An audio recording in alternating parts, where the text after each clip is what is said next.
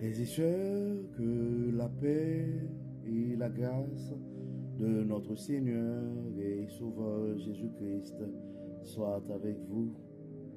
Ici et de Boyou et Redemption Ministries pour notre dévotion matinale pour ce samedi 23 novembre 2024. Toujours dans la mission de vous accompagner journée après journée, réveil après réveil, matinée après matinée sur le chemin du royaume de Dieu.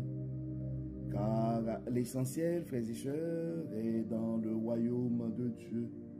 La force est en Dieu, l'abondance est en Dieu, la sagesse est en Dieu, et surtout l'espérance, frères et sœurs, est en notre Dieu. C'est pourquoi nous nous répétons à chaque instant, cherchons d'abord le royaume de Dieu et sa justice, et toutes les autres choses nous seront données en plus. Bon réveil mon frère, bon réveil ma soeur, que le nom de l'Éternel soit béni ce matin, que son nom soit glorifié, que son nom soit exalté, car notre Dieu nous a fait du bien. Beaucoup ne se sont pas réveillés ce matin, frères et sœurs, et beaucoup n'ont pas survécu cette nuit.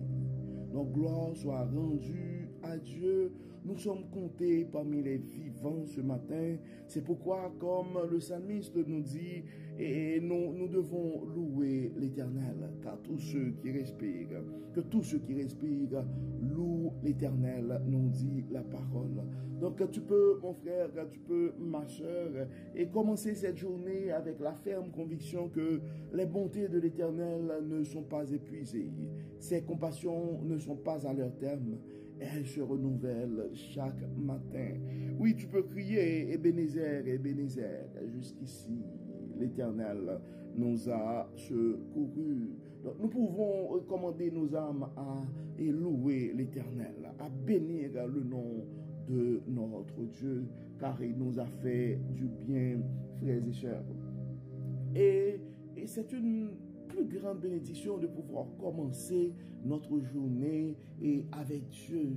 D'ailleurs, c'est la raison d'être de notre dévotion matinale, c'est donner la possibilité à nos frères et sœurs et de pouvoir commencer leur journée avec Dieu, matinée après matinée, réveil après réveil, journée après journée, car ça nous ouvre la porte, frères et sœurs, pour avoir une journée remplie de la faveur de Dieu.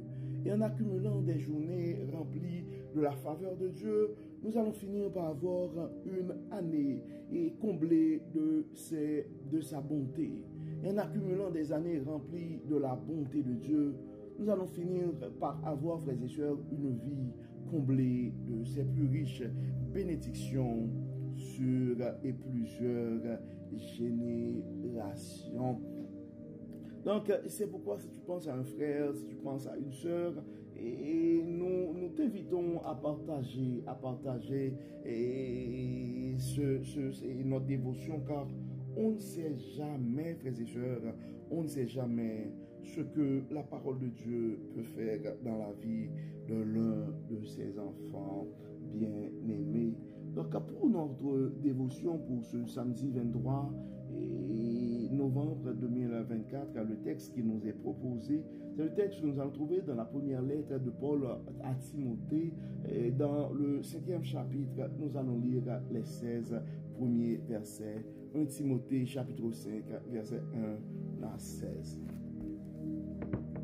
Ne rudoie pas un homme âgé, mais encourage-le comme s'il était ton père. Traite de la même manière les jeunes gens comme des frères, les femmes âgées comme des mères, les plus jeunes comme des sœurs en toute pureté. Occupe-toi des veuves avec respect. Je veux dire de celles qui sont réellement privées de soutien. Si une veuve a des enfants ou des petits-enfants, ceux-ci doivent apprendre avant tout à vivre leur piété en prenant soin de leur propre famille. qu'ils s'acquittent de leurs dettes envers leurs parents, car cela plaît à Dieu. La veuve qui est restée vraiment seule et privée de soutien met son espérance en Dieu et passe ses jours et ses nuits à faire toutes sortes de prières. Quant à celle qui court après les plaisirs, elle est déjà morte, quoique vivante. Transmets-leur ces avertissements afin qu'elle mène une vie irréprochable. Si quelqu'un ne prend pas soin des siens, en particulier des membres de sa famille, il a renié la foi et il est pire qu'un incroyant. Pour être inscrite sur la liste des veuves assistées par l'Église, une femme doit être âgée d'au moins 60 ans et avoir été une épouse fidèle à son mari. Elle doit être connue pour ses œuvres bonnes, avoir bien élevé ses enfants, ouvert sa maison aux étrangers, lavé les pieds des membres du peuple saint, secouru les malheureux et pratiqué toutes sortes d'actions bonnes. Quant aux veuves plus jeunes, n'accepte pas de les inscrire, car il arrive que leurs désirs se raniment et les détournent de Christ. Elles veulent alors se remarier et encourent ainsi le reproche d'avoir rompu l'engagement qu'elles avaient pris auparavant.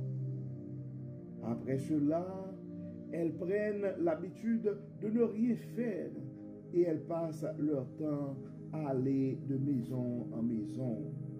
Et pas seulement pour s'y rien faire, mais encore pour se répandre en commérage, se mêler de tout et parler à tort et à travers. C'est pourquoi je préfère nettement que les jeunes veuves se marient, qu'elles aient des enfants et tiennent bien leur ménage afin de ne pas prêter le flanc aux critiques de nos adversaires.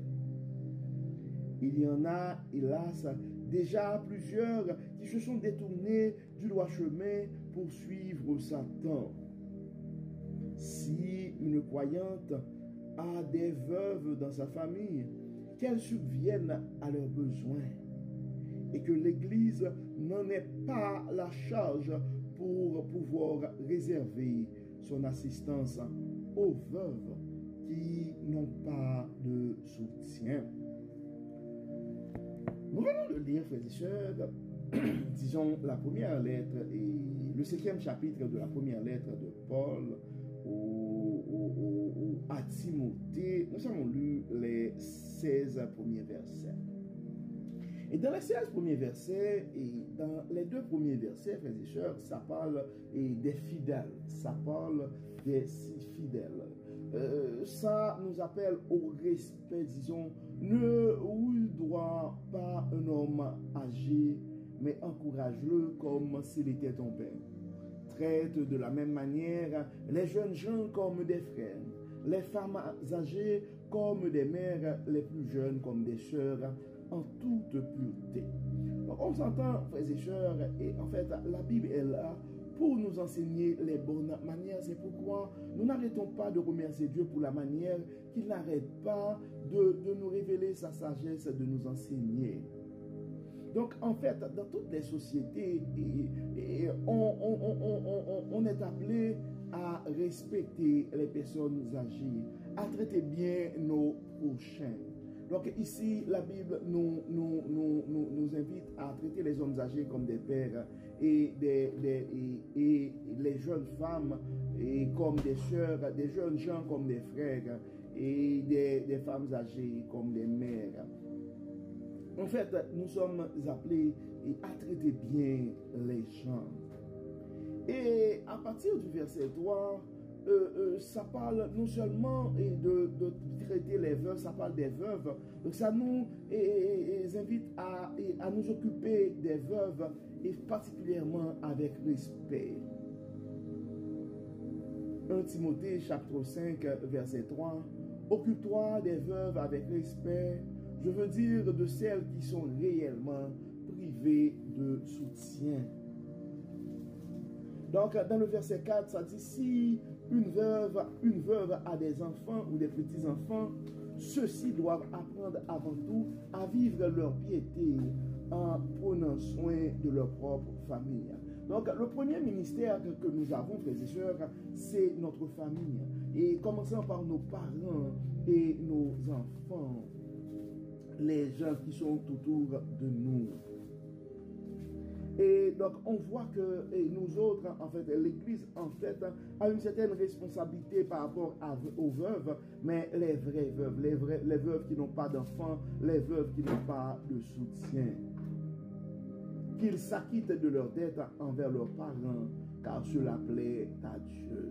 Donc, si tu as un parent présentement, c'est une responsabilité et c'est une dette en fait de prendre soin de ses parents et c'est quelque chose qui plaît à Dieu. Dans le verset 5, ça dit, le veuve qui est resté vraiment seul et privé de soutien met son espérance en Dieu et passe ses jours, ses nuits à faire toutes choses, toutes sortes de prières.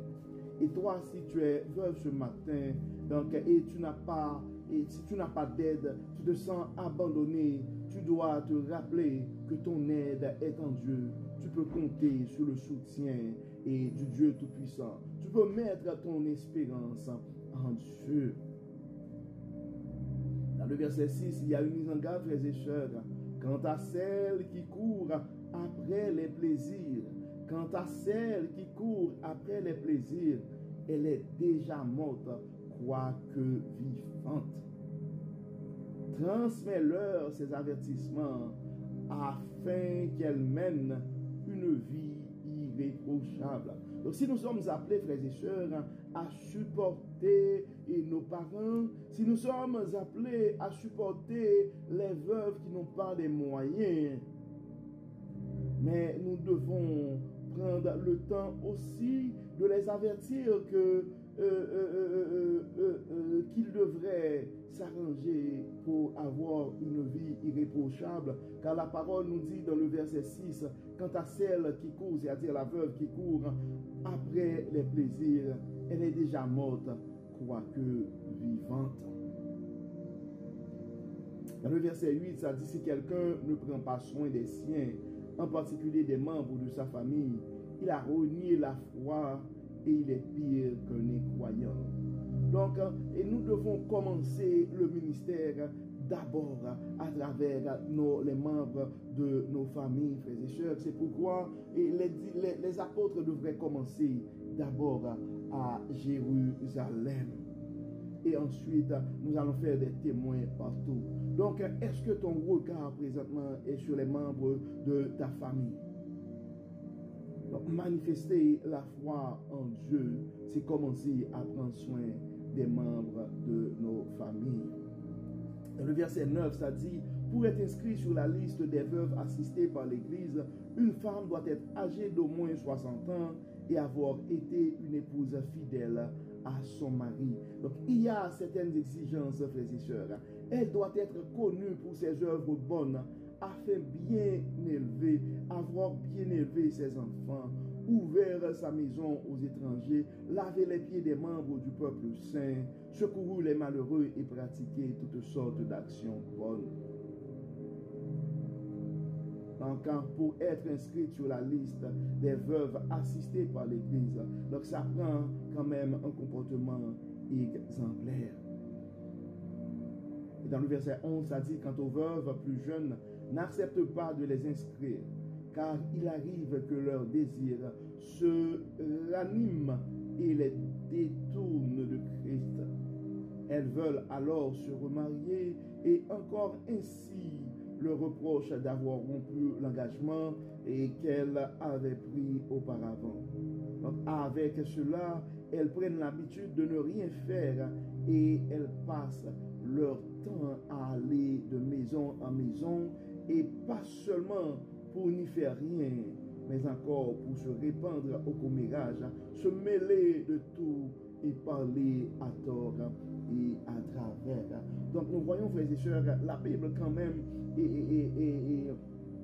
nous invite, et en fait pour ceux qui ont encore leur force, qui sont assez jeunes, à faire quelque chose. Donc on voit que la Bible en général nous n'invite pas, nous invite à éviter la paresse, à éviter de ne rien faire, et particulièrement à éviter de répandre de se répandre en commérage. Donc la parole dit, et pas seulement pour ne rien faire, mais encore pour se répandre en commérage, se mêler de tout et parler à tort et à travers. Donc en lisant ces textes, frères et sœurs, on pourrait dire que ces textes sont d'actualité, on pourrait juste dire rien de nouveau sur le soleil, mais Dieu dans sa bonté, et Dieu veut toujours nous rappeler et les choses à faire et les choses à ne pas faire. Donc dans le verset 14, ça poursuit pour dire, c'est pourquoi je préfère nettement que les veuves se marient, qu'elles aient des enfants et tiennent bien leur ménage, afin de ne pas prêter le flanc aux critiques de nos adversaires. Et ça poursuit dans le verset 15 pour dire, il y en a, hélas, déjà plusieurs qui sont détournés du droit chemin pour suivre Satan. Si une croyante a des veuves dans sa famille, qu'elles subviennent à leurs besoins et que l'Église n'en ait pas la charge pour pouvoir réserver son assistance aux veuves qui n'ont pas de soutien. Donc nous pouvons voir, frères et sœurs, à travers ce texte, et ce texte est comme un texte vraiment complet, et ça nous invite premièrement à traiter bien les gens qui sont autour de nous, que ce soit les personnes âgées, que ce soit les plus jeunes, que ce soit nos enfants, et ça nous invite aussi à prendre soin des plus faibles, particulièrement les veuves, mais ça explique aussi quelles sont les veuves qui devraient être sous la responsabilité de l'Église.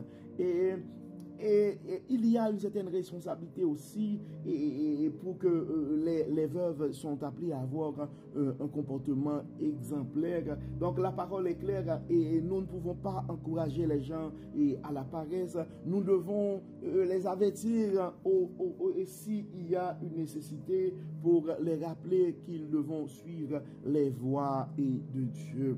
Donc nous allons prier ce matin, frères et sœurs, nous allons intercéder pour les frères et sœurs qui sont dans le besoin.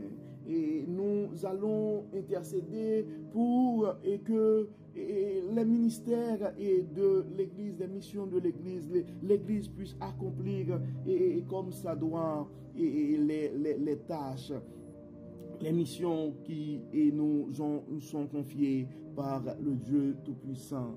Et nous allons demander à Dieu aussi la sagesse et l'élégance et la douceur nécessaire pour que nous puissions avertir les gens qui ont besoin d'avertissement, mais toujours avec amour, avec douceur, mais avec fermeté aussi. Nous devons exhorter nos frères et sœurs à éviter la paresse et à s'engager dans les bonnes actions, dans les bonnes œuvres. Prions le Seigneur.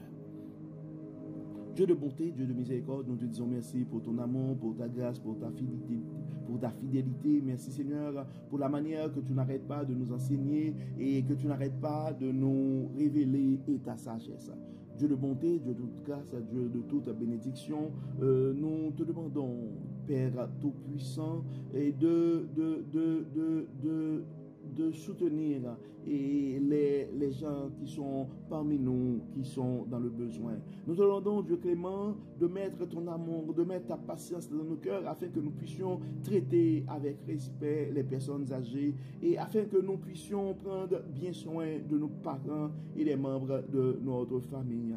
Aide-nous, Dieu clément, à pouvoir respecter les frères, les sœurs et les traiter avec bonté et les gens que tu as placés autour de nous. Nous remettons entre tes mains et nos frères et sœurs qui sont malades, ceux qui sont dans le besoin, particulièrement les veuves, et nous te demandons, Dieu clément, de les assister, de les aider et à avoir ce comportement exemplaire et qui est prescrit et dans ta parole ce matin. Dieu clément, et il y a certains qui ont qui sont présentement, qui ont peur et qui se posent plein de questions par rapport à leur avenir, qui se demandent de quoi demain sera fait. Dieu de toute espérance, Dieu de toute bonté, et dernier les bénir et les assister de ta plus grande abondance. Et Dieu de toute bénédiction, Dieu de toute grâce, Dieu de toute paix, et à ces cœurs angoissés, à ces âmes blessées, à ces esprits tourmentés, aux âmes affligées, nous réclamons ta paix, nous réclamons ta sérénité, nous réclamons ta joie et pouvoir, Dieu clément, aux besoins de nos frères et sœurs qui ont des soucis financiers, d'autres ont des soucis de santé, nous te demandons de les toucher, d'autres ont d'autres types de problèmes, nous te demandons de les assister. Certains ont peur de leur vie, Dieu de toute sécurité, nous te demandons de les assister là où ils sont. Et d'autres ont des projets, ils n'ont pas les moyens, et pour ces projets, nous te demandons, Dieu plus clément, d'envoyer les connexions, les ressources nécessaires, les personnes nécessaires, les personnes compétentes pour les aider, pour les accompagner. Nous remettons nos leaders religieux entre tes mains et aide nos églises à pouvoir accomplir et avec dévouement cette mission que tu nous confies et celle de supporter, de prendre soin des veuves qui sont dans le besoin. Assiste-nous, Dieu clément, et dirige-nous, inspire-nous. Nous remettons entre tes mains cette fin de semaine, de nous guider, de nous inspirer. Nous remettons chaque frère, chaque soeur qui écoute présentement. Bénis Seigneur, guéris Seigneur, protège Seigneur, et que tout soit fait dans nos vies et autour de nous, pour la gloire de ton nom, au nom de Jésus. Amen. Amen. Frères et sœurs, nous arrivons au terme de notre dévotion pour ce samedi et 23 novembre 2024. Nous espérons que votre âme a été bénie et d'ici là, nous vous souhaitons une excellente journée et une très belle fin de semaine sous le regard du Dieu Tout-Puissant. Que le Seigneur nous bénisse, que le Seigneur nous accompagne, qu'il nous accorde sa paix et sa grâce. Au nom de Jésus. Amen. Amen. Bon samedi et à demain pour la méditation dominicale.